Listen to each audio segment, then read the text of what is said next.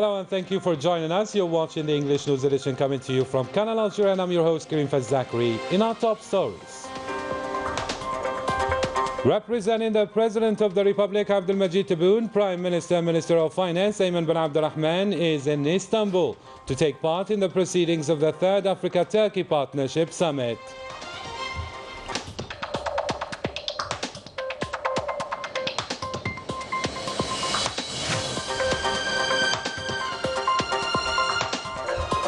Tension is running high in several Moroccan cities to denounce the ongoing social injustice and reject the normalization process with the Zionist entity as initiated by the Makhzen regime.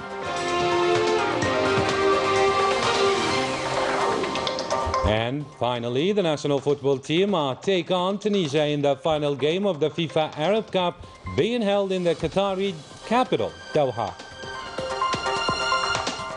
Good evening. Those were today's headlines. First in our top stories, representing President of the Republic Abdelmajid Tebboune, Prime Minister, Minister of Finance Ayman bin Abdurrahman arrived in Istanbul, where he takes part in the proceedings of the Third Africa-Turkey Partnership Summit held under the theme of Strengthened Partnership for Mutual Development and Prosperity.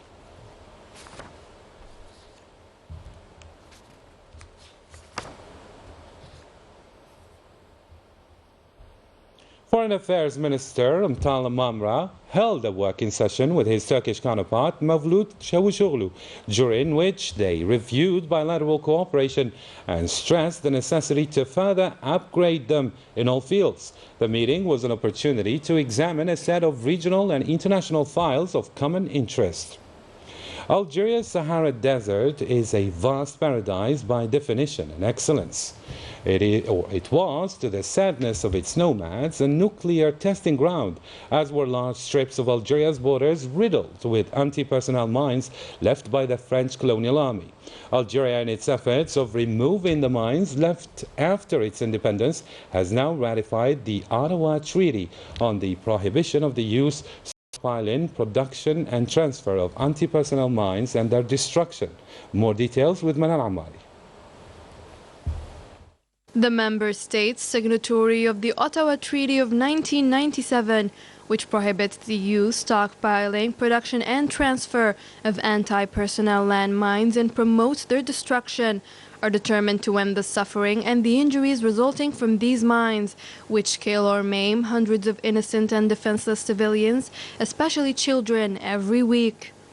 Algeria, thanks to the efforts of the National People's Army, fulfilled its obligations under the agreement and succeeded in neutralizing nearly 9 million anti-personnel mines, a complex and extremely dangerous operation. This is a continuous crime against the innocent, mainly children, cattlemen and farmers.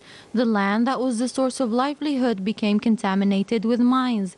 But today, thanks to the National People's Army, which removed these mines, this land became safe once again. This treaty, which entered into force in Algeria on April 9, 2002, as one of the affected countries of the mines planted by the French occupation forces, which claimed nearly 8,000 casualties. I went through a lot during my recovery. Now I became a fierce advocate for mine victims who are suffering from injuries that have not healed to this day. The lack of maps showing where the mines were planted by the occupying forces across the entire national territory did not hinder the efforts of the National People's Army in the face of a dirty war. The Ferrovial, a state-owned company based in Annaba province, specializes in manufacturing railway equipment. It is indeed achieving business efficiency by adopting the principle of diversification of manufacturing, including special containers intended for mining. More details with Rania Al-Bahri. A few years ago, this national company for the construction of railway materials and equipment was going to disappear. Today, this industry is flourishing thanks to the diversification of its production intended for mining activity. Through its strategy, the Ferrovial company aims to meet the needs of the national market. It has even signed several agreements with companies and groups in several sectors, such as transport, industry, agriculture, and pharmaceuticals. Thanks to its strategy and its skilled workers, Ferrovial Company now targets the international market, notably the African market, to export its products.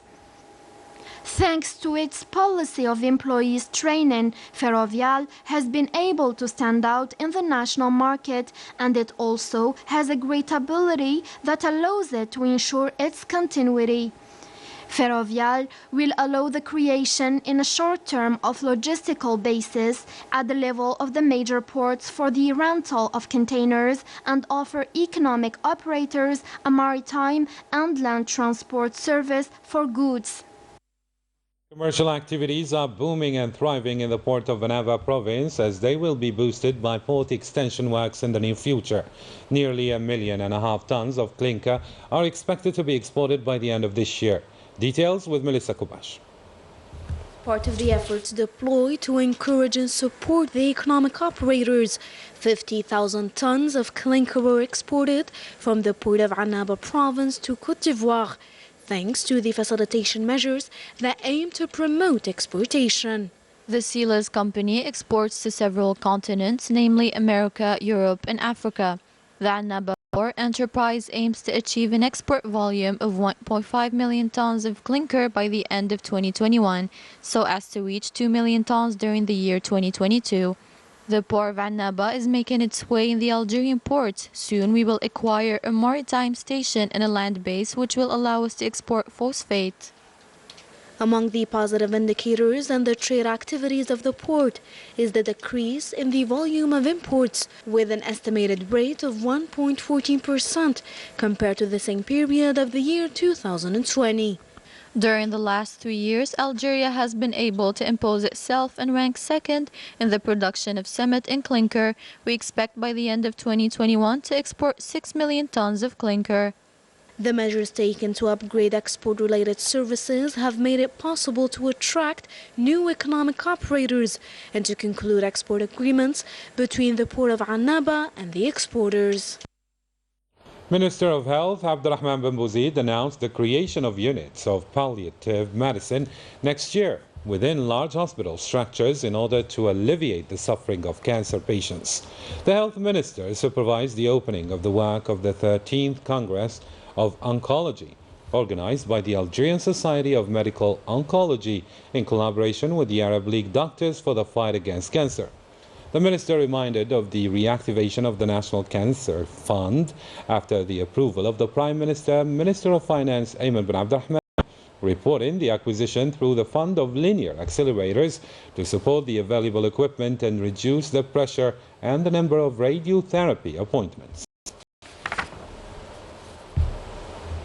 Two COVID updates now. The number of the confirmed cases of COVID-19 reached 299 new cases. Meanwhile, 4 deaths were recorded in the last 24 hours in Algeria, according to the Health Ministry.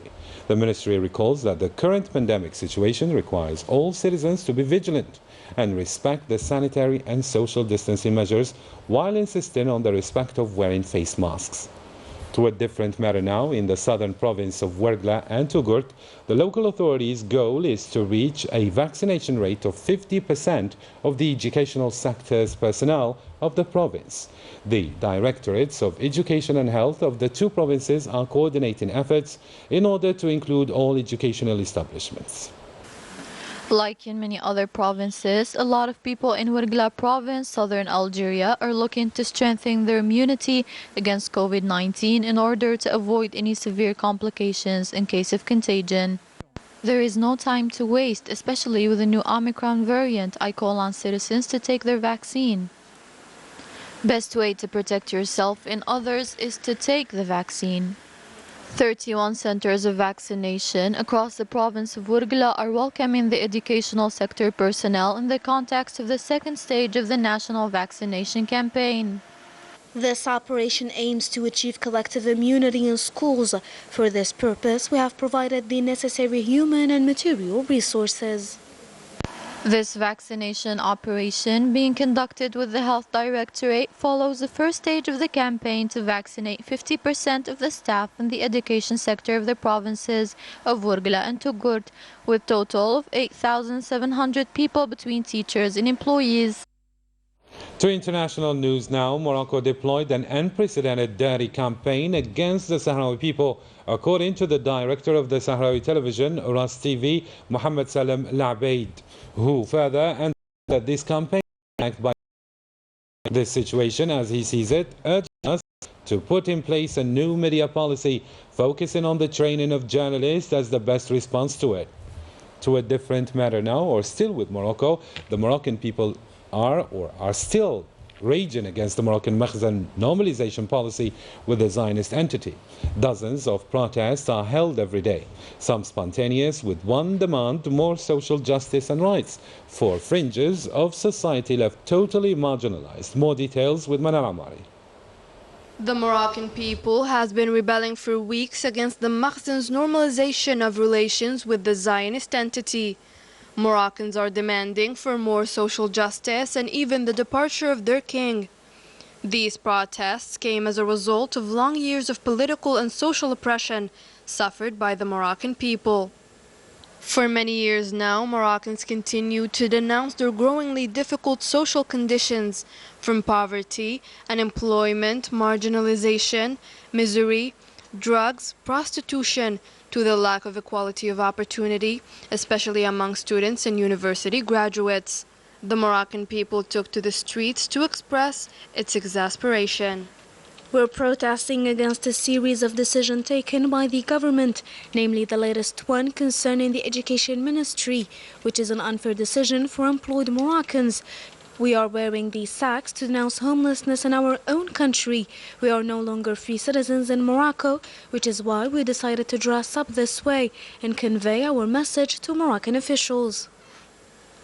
According to economists, the economic situation in Morocco is on the brink of collapsing due to bad management and monopolization of Moroccan wealth by a handful of families that are close to the king. In a nutshell, the social situation is disastrous in every way, and the economic situation is even worse due to the control of the criminal king and his family. Moroccans today live in a stifling social crisis, which is the result of the banditry policies by the criminal royal family in the country. The royal holding company called Al Mada, which is owned by the dictator Mohammed VI, control all the country's wealth from phosphates, gold, silver, gas, oil, agriculture, minerals, trade and real estate. All of the king's generals control the fisheries sector through fishing boats on the high seas and trade in international drug smuggling. The Moroccan people intend to follow through with their demands to improve their living conditions and move towards more equality and justice. The national football team are to take on Tunisia in the final game of the FIFA Arab Cup being held in Doha, Qatar. The Desert Foxes have to battle till the last whistle and offer their country the first title of the competition. More details with sports reporter Salim Miroh. One game ahead of the first Arab title for the Desert Warriors versus Tunisia in a hot Maghrebian derby as part of the FIFA Arab Cup being held in Doha, Qatar. Algeria will battle Tunisia for gold after a series of thrilling games with respect. The mission doesn't seem easy versus the Eagles of Qatar, but it remains possible with a host of talented players, notably Yusuf Blaili, the mainstay of the Foxes, still thirsty for another title after the one snatched 2 years ago in Cairo, Egypt. The national side will be backed by our nationals settled in Qatar, as it has always been the case in the previous games, notably the difficult ones. The hopefuls of Majid Bouguera, commonly known as Magic, has to display all his technical know-how to win the trophy and confirm Algiers' domination on both the African and Asian continents. Well, that's it for me and the rest of the English news team. Thank you for watching. Bye-bye.